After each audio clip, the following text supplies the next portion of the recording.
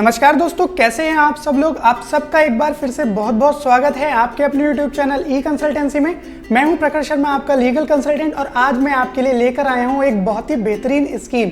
अगर आप एक संस्था चला रहे हैं, सोसाइटी, ट्रस्ट या एनजीओ आप एक रन कर रहे हैं पिछले 3 सालों से, और आपके मन में एक विजन है, आप चाहें किसी सेक्टर पे यानी कि एजुकेशन, हेल्थ, एनवायरनमेंट या वुमेन एम्पावरमेंट या किसी में भी काम करना चाहते हैं और ग्रो करना चाहते हैं अपने सेक्टर में, तो यह स्कीम आप लोगों के लिए बहुत ही बेनिफिशियल साबित हो सकती है। आप एक बहुत ही बड़े लेवल पे, एक बहुत ही लार्ज लेवल पे काम कर सकते हैं। आपकी एक बहुत ही अच्छी शुरुआत हो सकती है अगर आप कुछ इस तरीके का प्रोजेक्ट करने की सोच रहे हैं। तो चलिए आज का वीडियो शुरू करते हैं। स्कीम की आज हम लोग बात कर रहे हैं वो है सिडबी की स्वावलंबन चैलेंज फंड। ठीक है, जो ये जो योजना होती है इसके अंतर्गत हम लोग, जो आपकी एनजीओ है, आप ये जो योजना होती है इसके अंतर्गत आप अपनी एनजीओ के माध्यम से प्रोजेक्ट रन कर सकते हैं। जो सिडबी है, सिडबी के बारे में आप लोग जानते ही होंगे, वह आपको यह जो फंड है, जो ग्रांट इन एड होता है, वो आपको प्रोवाइड करती है कुछ प्रोजेक्ट्स रन करने के लिए।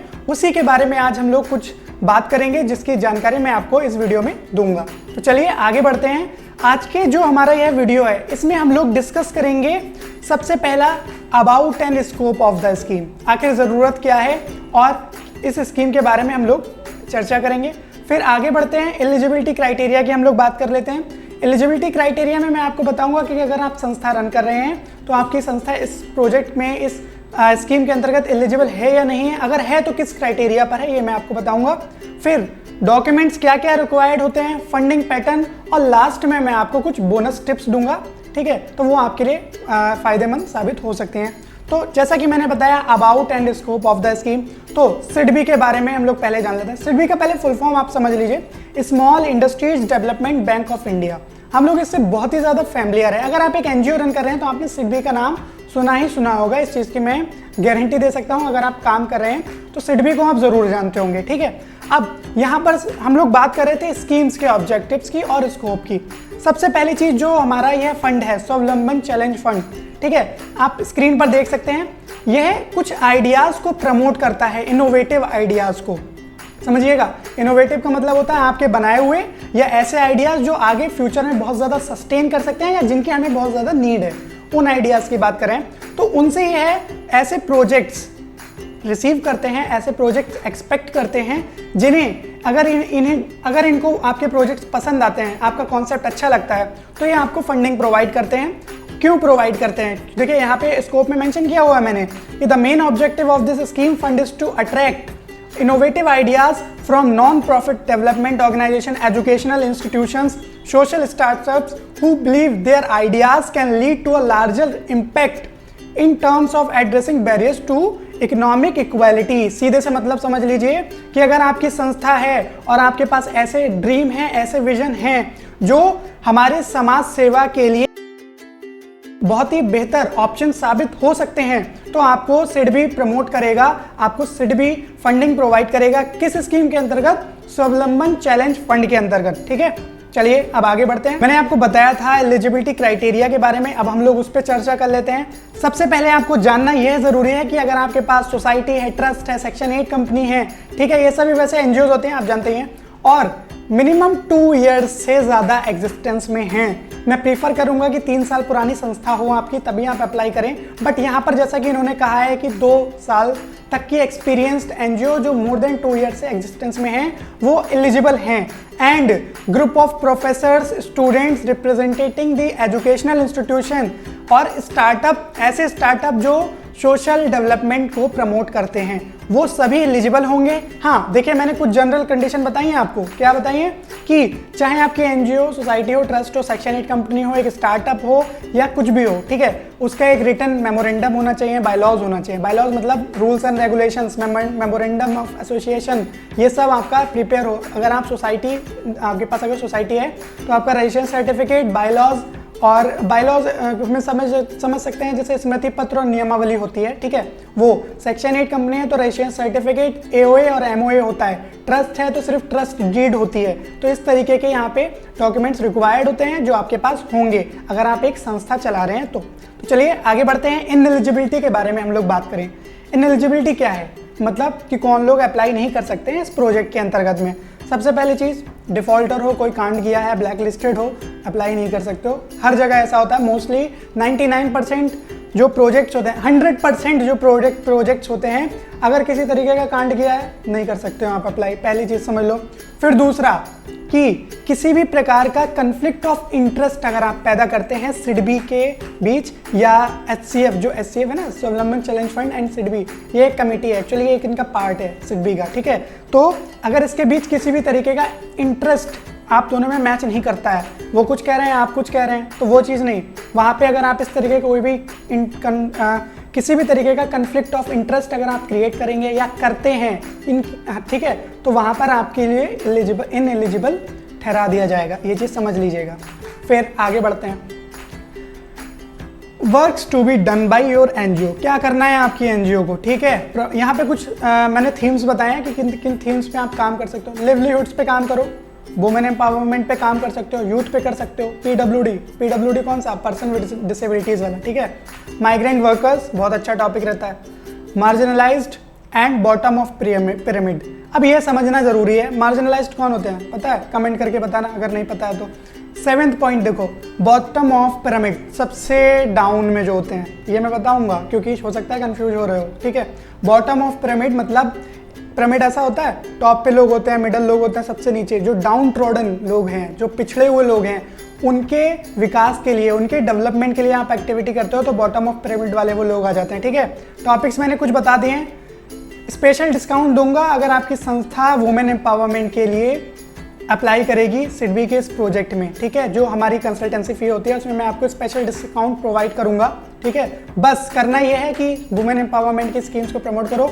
महिला सशक्तिकरण हमारे भारत के लिए बहुत ही ज़्यादा ज़रूरी है, आप सभी एनजीओ इसमें सपोर्ट कर सकते हैं, ओके। चलिए आगे बढ़ते हैं रिक्वायर्ड डॉक्यूमेंट्स की तरफ। पहला देखिए, copy of registration certificate. Bylaws बहुत ही फैमिलियर हैं, 3 डॉक्यूमेंट्स है, pan card, registration certificate, bylaws, last 3 years की ऑडिट एनुअल। अब आप कहेंगे 2 साल भी मैंने बोला था, मैं आपको प्रीफर करूंगा कि सिर्फ 3 साल पुरानी संस्था ही आप अप्लाई करें। इनकेस अगर आप करना चाहते हैं 2 साल पुराने, 2.5 साल पुराने हैं तो कीजिए, बट मैं प्रीफर करूंगा सिर्फ 3 साल पुरानी एनजीओज को, ओके। अब आगे बढ़ते हैं। PAN card, PAN and Aadhaar of authorise person, जो संस्था का प्रेसिडेंट, सेक्रेटरी, ट्रेजरर, जो भी मेन मुख्य व्यक्ति है, जो मेन व्यक्ति है, उसका आधार और पैन चाहिए होगा। Mobile and email of NGO चाहिए होती है। कैंसिल चेक या बैंक अकाउंट डिटेल्स आपकी एनजीओ की, और अगर आपकी संस्था को कोई अवार्ड मिला है, ISO सर्टिफिकेशन है, XYZ कुछ भी आपके पास है ऐसा रिकॉग्निशन, वो आप यहाँ पे अप्लाई कर सकते हो। अगर आप हमारी तरफ से, हमारी कंसल्टेंसी के माध्यम से इस प्रोजेक्ट को अप्लाई करोगे तो ये जो डॉक्यूमेंट की लिस्ट देख रहे हो ना, annexures provided by the department, outline of the project, brief, expected outcomes, detail budget estimate, project report और फॉर्मेट्स जो भी डिपार्टमेंट से प्रोवाइड होते हैं वो सब हमारी तरफ से प्रिपेयर करके आपको दिए जाएंगे, ठीक है। इस चीज़ के लिए आपको बिल्कुल निश्चिंत रहना होगा। आगे आ जाते हैं, फंडिंग पैटर्न को समझिए।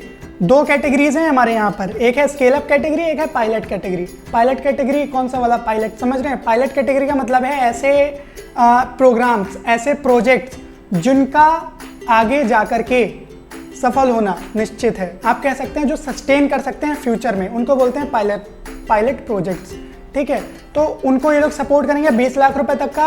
और scale up category, scale up को क्या बोलते हैं, जो ऑलरेडी चल रहे हैं या ऑनगोइंग है, महिला सशक्तिकरण का प्रोग्राम ऑलरेडी चला रहे हैं, उसका काफ़ी अच्छा रिजल्ट आपको मिल रहा है, आप देख रहे हैं कि बहुत सारे लोग अवेयर कर चुके हो। स्केल अप में डाल दो उस प्रोजेक्ट को, ठीक है। उसमें आप डेवलपमेंट के लिए स्केल अप कैटेगरी चूज कर सकते हो। 35 लाख रुपए तक का सपोर्ट है। इन केस नई शुरुआत करना चाहते हो, आइडिया आपके पास बहुत बढ़िया है, ठीक है, और आप चाहते हो कि भैया आप शुरुआत हो जाए, किसी भी तरीके से कहीं से फंडिंग आ जाए तो हम काम को अपना शुरू कर दें, बाकी हमने जो मेहनत की है वो तो की है, तो पायलट प्रोजेक्ट पे जाओ। ये चीज़ समझ गए आप? इंपॉर्टेंट पॉइंट्स बताता हूँ। पहला देखो, लास्ट डेट है 21 तारीख, भैया ज़्यादा टाइम बचा नहीं है, 21 अगस्त ही लास्ट डेट है। फिर दूसरी चीज़, जो पहली शॉर्ट लिस्टिंग है, आप देख रहे हो ना यहाँ पे, पहली जो शॉर्ट लिस्टिंग है वो 31 अगस्त तक हो जानी है। जो शॉर्ट लिस्ट में आ जाने हैं, ठीक है, वो जो एक ब्रीफ प्रोजेक्ट प्रपोजल होता है ना, वो तो जानते हो आप लोग, वो सबमिट करेंगे 20 अगस्त से पहले। उसके बाद प्रेजेंटेशन होती है। तीसरा स्टेप क्या है? प्रेजेंटेशन। अच्छा, एक आपको मैं बात बताता हूँ कि जो सिडबी वाला ये प्रोजेक्ट है ना, SCF वाला, स्वावलंबन चैलेंज फंड, ये बिल्कुल CSR की पॉलिसीज़ पे काम कर रहा है। मैंने अभी इसको थोड़ा स्टडी किया तो मैंने इसमें समझा कि इनकी जो मैथोलॉजी है, ठीक है, जो इनका कह सकते हैं आप काम करने का तरीका है, ये बिल्कुल CSR पॉलिसीज के तरीके से काम करना है, ठीक है। पहले सबमिशन करना है, प्रेजेंटेशन देना है, फिर इम्प्लीमेंटेशन करना है। 3 प्रोसेस पे काम कर रहे हैं, ठीक है।